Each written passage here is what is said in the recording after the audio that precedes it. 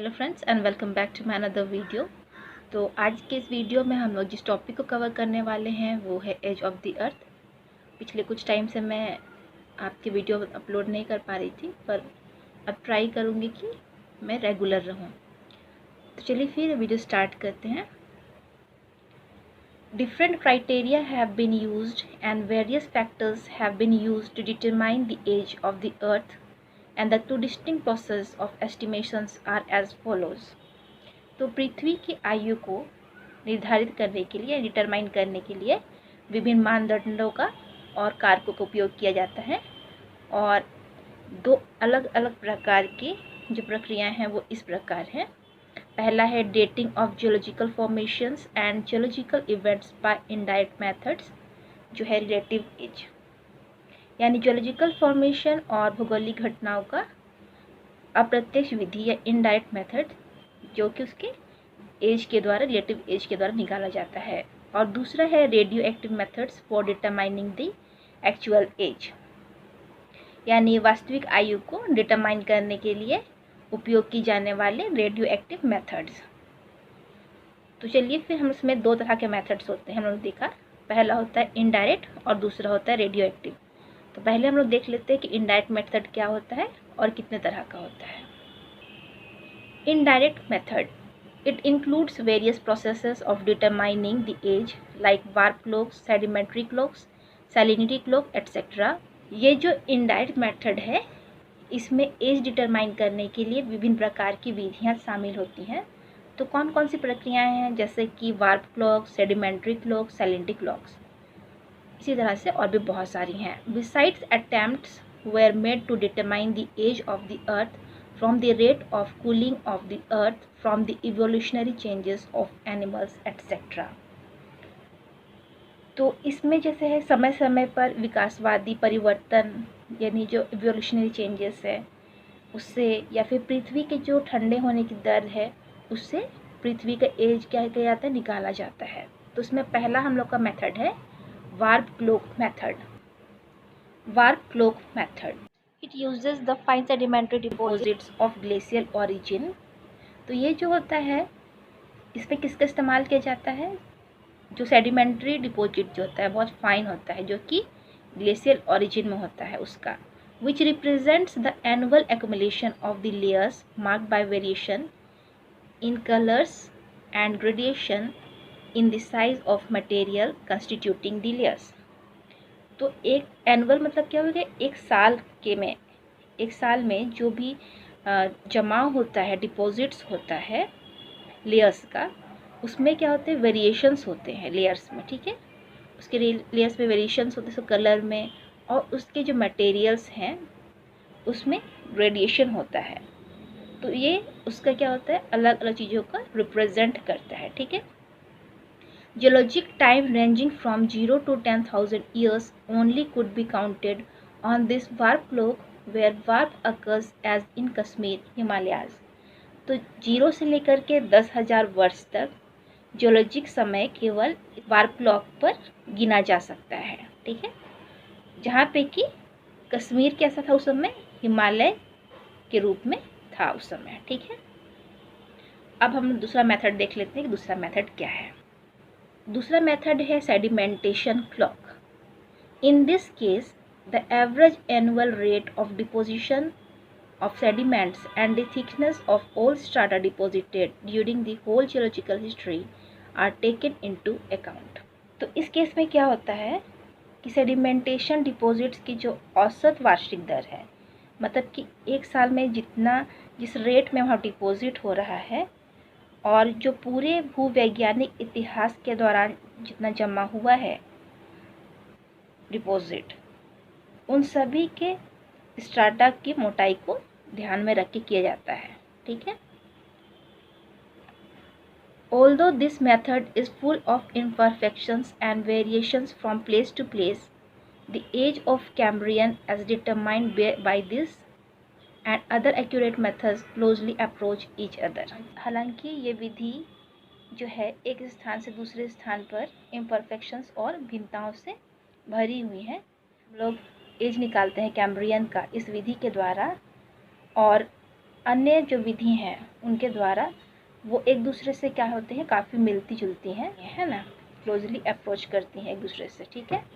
और here it is accepted that there is an average rate of deposition of about 1 feet per 755 years. तो यहाँ पे ये स्वीकार किया जाता है कि 755 वर्षों तक लगभग 1 फीट के डिपोजिशन की औसत दर होगी, मतलब औसत दर जो होगा डिपोजिशन का वो कितना होगा, 1 फीट होगा 755 ईयर्स में, ठीक है। This is the beginning of the Cambrian sedimentation comes to about 510 million years. तो इस प्रकार जो कैम्ब्रियन सेडिमेंटेशन की शुरुआत लगभग 510 मिलियन ईयर्स पहले होती है, ठीक है। तो सेडिमेंटेशन क्लॉक में क्या करते हैं, जो साल भर में जितना डिपोजिशन होता है और जो पहले पूरे भूवैज्ञानिक वाले जितने भी थे हिस्ट्री, उसमें जितना उसकी जो मोटाई थी डिपॉजिट होने के, उसके आधार पे इसको सेडिमेंटेशन क्लॉक देखा जाता है। पर ये हर जगह अलग अलग है, इसमें बहुत सारी इम्परफेक्शंस है, इसके बावजूद भी कैम्ब्रियन एज को निकालने के लिए सेडिमेंटेशन क्लॉक का यूज़ किया जाता है। उसके बाद हमारा तीसरा जो है इनडायरेक्ट मेथड वो है salinity clock. Salinity clock, all the salts of the seas of today have been acquired from the land by its weathering and erosion through ages। तो आज के समुद्र के जितने भी लवण हैं वो युगों से इसके वेदरिंग यानी अपक्षय और इरोजन यानी क्षरण द्वारा भूमि से प्राप्त किए गए हैं। By determining the yearly rate of increase of salinity, the age of the earth was calculated to be 100 million years by Joly। तो लवणता में जो वृद्धि हुआ है उसका जो वार्षिक दर है, रेट है, उसके आधार पर जोली ने ये डिटरमाइन किया कि पृथ्वी की आयु, जो पृथ्वी की एज है वो अभी कितने हो गई होगी, 100 मिलियन वर्ष उसने कैलकुलेट किया था, ठीक। यानी कि पहले के टाइम पे क्या था, जो सीज में जितना सॉल्ट थे वो कितने थे और अभी कितने बढ़ गए हैं, तो हर साल कितना बढ़ रहा है उसके आधार पर जोली ने निकाला कि अर्थ का जो एज होगा वो 100 मिलियन ईयर्स होगा, ठीक है। उसके बाद चौथा है हम लोग का rate of cooling of the earth. Rate of cooling of the earth, assuming the initial temperature of the earth to be 3900 degree centigrade. तो समझा जाता है कि पृथ्वी के जो प्रारंभिक तापमान थे वो कितने थे, 3900 डिग्री सेंटीग्रेड थे। And Lord Kelvin determined the age of the earth to be between 20 to 400 million years. तो लॉर्ड कैल्विन ने पृथ्वी की जो आयु है 20 से लेकर के 400 मिलियन ईयर्स के बीच में निर्धारित की थी। But it was full of imperfections since the generation of radioactive heat and other allied factors were not taken into account। था क्यों खामी से भरा हुआ था, क्योंकि इसमें रेडियो एक्टिव हीट और अन्य संबंध जो थे उसके कारकों की उत्पत्ति को यहाँ पे ध्यान में नहीं रखा गया था। उसको ये देखा नहीं गया कि वहाँ पे उस समय का रेडियो एक्टिव हीट भी था या फिर कुछ अन्य कारण भी थे जिसकी वजह से जो पृथ्वी का जो ठंडा होने का दर था वो कुछ अलग था, वो यहाँ पे नहीं देखा गया। इसकी वजह से इसमें बहुत सारी खामियां पाई जाती हैं, ठीक है। उसके बाद हमारा सबसे लास्ट जो इनडायरेक्ट मेथड है वो है evolutionary changes of animals. As we know the first formed animals were unicellular which underwent various phases of the evolutionary processes, and multicellular organisms with more complexities came into being gradually and men considered to be the most evolved one। तो जैसे कि हमें पहले पता है कि जो पहले फॉर्म्ड एनिमल्स थे वो उनमें क्या हुआ है, बहुत सारे एवोल्यूशनरी चेंजेस हुए हैं और विभिन्न चरणों से गुजरने वाले जो यूनिसेल्युलर यानी एक कोशिकीय और अधिक जटिलताओं वाले बहुकोशिकीय जीव जो थे वो क्या हुए थे, धीरे धीरे अस्तित्व में आए थे। लेकिन उसमें भी सबसे ज़्यादा जो विकसित है वो कौन है, मनुष्य है ना। तो taking into account the evolutionary developments, biologist determined the age of the earth to be 1000 million years. तो जितने भी इवोल्यूशनरी डेवलपमेंट्स या विकासवादी डेवलपमेंट्स हैं उनको ध्यान में रखते हुए बायोलॉजिस्ट ने पृथ्वी की आयु जो है वो 1000 मिलियन ईयर्स बताया है।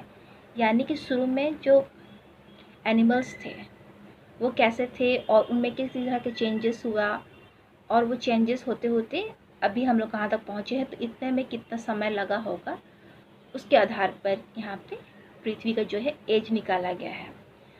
तो ये था हमारा इनडायरेक्ट मेथड। अब हम देखते हैं कि रेडियो एक्टिव मेथड क्या है और कौन कौन से हैं। Radio active methods. The basic principle underlying all the radioactive method is that a radioactive parent element decays into a stable daughter element at a constant rate। सभी रेडियोधर्मी जो विधि है उसमें जो अंडरलाइंग या फिर अंतर्निहित मूल सिद्धांत यह है कि एक रेडियो एक्टिव जो पेरेंट एलिमेंट है वो एक कांस्टेंट रेट पर स्टेबल डॉटर एलिमेंट में क्या होता है, क्षय होता है या इसको डिके होता है। ठीक है। For geological purposes the unit of time is 1 year. तो किसी भी भूवैज्ञानिक उद्देश्यों के लिए जो समय की इकाई होती है वो लगभग 1 वर्ष होती है। Usually the half life period is determined and accordingly it is equated to find out the age of the earth. तो आमतौर पर हाफ लाइफ पीरियड निर्धारित किया जाता है और इसके अनुसार पृथ्वी का आयु का पता लगाने के लिए इसका उपयोग किया जाता है। The following are the common methods which are used for the purpose of determining the age of the earth. तो यहाँ पे निम्नलिखित कुछ सामान्य कॉमन विधियाँ हैं जिनका उपयोग पृथ्वी की आयु निर्धारित करने के लिए किया जाता है। तो कौन कौन सी हैं हम लोग देख लेते हैं। Uranium lead method. Here 2 isotopes of uranium can be used, U-238 and U-235, the half-lives of which are 4,498 million years and 713 million years respectively। तो यूरेनियम लीड मेथड, यहाँ पे यूरेनियम के 2 समस्थानिकों का उपयोग किया जाता है जो कि हैं U-238 एंड U-235, और जिसकी हाफ लाइफ जो है वो क्रमशः कितनी है, 4,498 मिलियन ईयर्स और 713 मिलियन ईयर्स। ठीक है। उसके बाद हमारा जो दूसरा मेथड है वो है thorium lead method. Thorium yields through radioactive decay and the half life of thorium is 13,900 million years. तो थोरियम की रेडियोएक्टिव क्षय के माध्यम से ये होते हैं और इसमें थोरियम का जो हाफ लाइफ है वो 13,900 मिलियन ईयर्स है। ठीक है। उसके बाद तीसरा जो है विधि वो है potassium argon method. Potassium is having 3 isotopes like 39K, 40K and 41K, but only 40K is radioactive। ये क्या है, आप के क्या है, यहाँ पे पोटेशियम का साइन है ना। The half life of 40K to convert itself into 40 AR argon is 11,850 million years। तो पोटेशियम में 39K, 40K और 41K जैसे 3 समस्थानिक होते हैं, लेकिन जो 40K होता है वही केवल क्या होता है, रेडियो एक्टिव होता है। तो खुद को 40 AR यानी आर्गन में बदलने के लिए 40K का आधा जीवन कितना होता है, 11,850 मिलियन ईयर्स होता है, जिसका हाफ लाइफ है। ठीक है। फिर हमारा जो चौथा मेथड है वो है rubidium strontium method. Rubidium 87 yields strontium 87 and its half-life period is about 50,000 million years। Rubidium से स्ट्रोंटियम प्राप्त होता है और इसका हाफ लाइफ जो होता है वो लगभग 50,000 बिलियन ईयर्स होता है।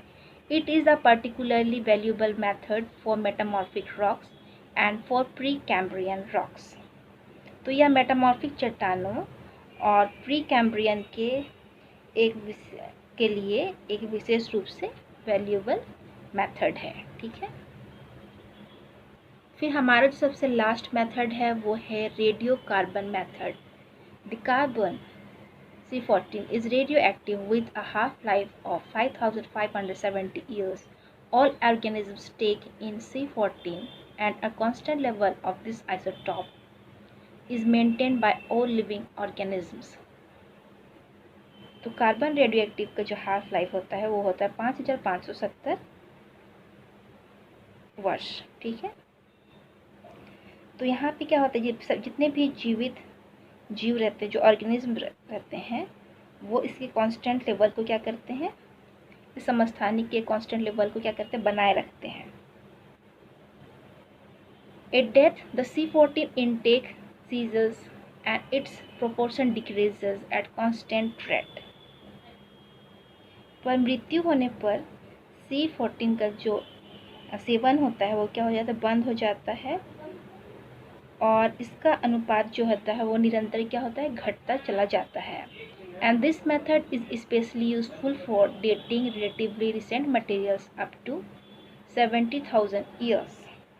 तो यह मेथड जो है वो लगभग 70,000 से लेकर के अभी तक की जो रिसेंट मटेरियल है उसके डेटिंग के लिए यूज़फुल है, ठीक है।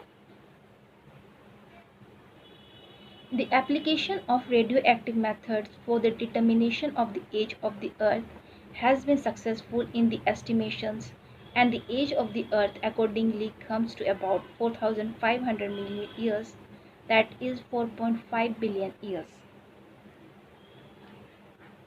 तो पृथ्वी के आयु का डिटरमाइन करने के लिए, उसका निर्धारण करने के लिए जो रेडियो एक्टिव विधि का प्रयोग किया गया वो क्या हुआ, सफल रहा। और इस तरह इसके अनुसार जो पृथ्वी का एज जो निकल के आया वो लगभग 4,500 मिलियन ईयर्स यानी कि 4.5 अरब साल निकल कर के आया है, जो कि बिल्कुल सही है। तो यहाँ पे इसमें हम लोगों ने देखा विभिन्न प्रकार के मेथड्स का यूज़ किया गया एज निकालने के लिए, और बहुत सारे जो मेथड्स थे उसमें इम्परफेक्शंस थे, फिर भी से लोग अपने अपने तरीके से एक एज को डिटरमाइन कर रहे थे कि लगभग इतने एज हो सकता है। तो उसके बाद सबसे लास्ट में जो रेडियो कार्बन मेथड आया, इसके द्वारा हम लोगों ने ये बिल्कुल सक्सेसफुल रहा, और इसके द्वारा हम लोगों ने पता लगाया कि अभी जो है रिसेंट में एज कितना हो रहा है, और ये एक बहुत ही सक्सेसफुल एक अच्छा मेथड है जिससे कि अभी भी हम लोग यूज़ कर रहे हैं बहुत सारी चीज़ों का डेटिंग पता करने के लिए, ठीक है। तो आई होप कि आपको ये वीडियो समझ में आया होगा, अच्छा लगा होगा। तो अगर आपको वीडियो समझ में आया, अच्छा लगा है, तो मेरी वीडियो को लाइक, शेयर और सब्सक्राइब करें, और साथ ही बेल आइकन को प्रेस करें ताकि जब भी मैं कोई नई वीडियो डालूँ आपको इसका नोटिफिकेशन सबसे पहले मिल सके। Thank you.